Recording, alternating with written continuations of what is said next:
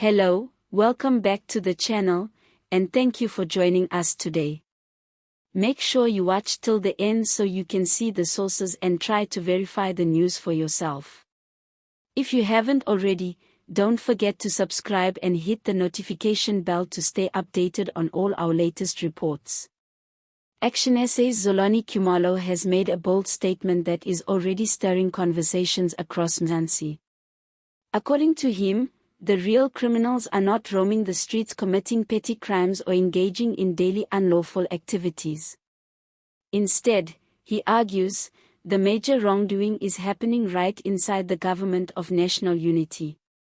Khumalo's comments come at a time when public frustration over corruption, mismanagement, and lack of accountability in politics continues to grow. Khumalo expressed that ordinary South Africans are often blamed for societal problems while high-level misconduct by politicians and government officials goes unchecked.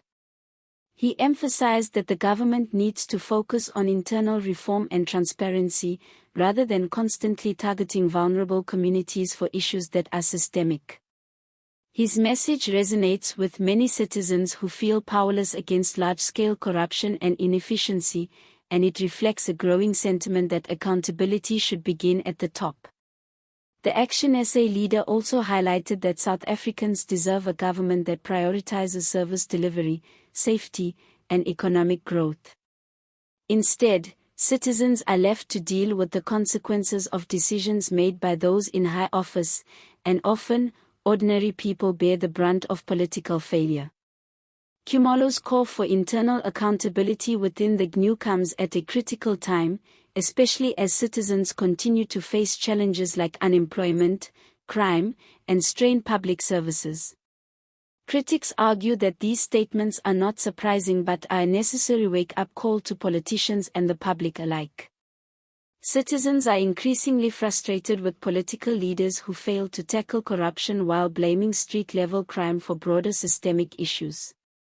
Khumalo's words underline the need for a culture of responsibility and integrity at the highest levels of governance, reminding South Africans that meaningful change begins with holding those in power accountable. On a lighter note, Khumalo's statement has already sparked social media jokes, with some saying that if real criminals are in the GNU, perhaps the rest of US should get membership cards for good behavior, just to stay out of trouble.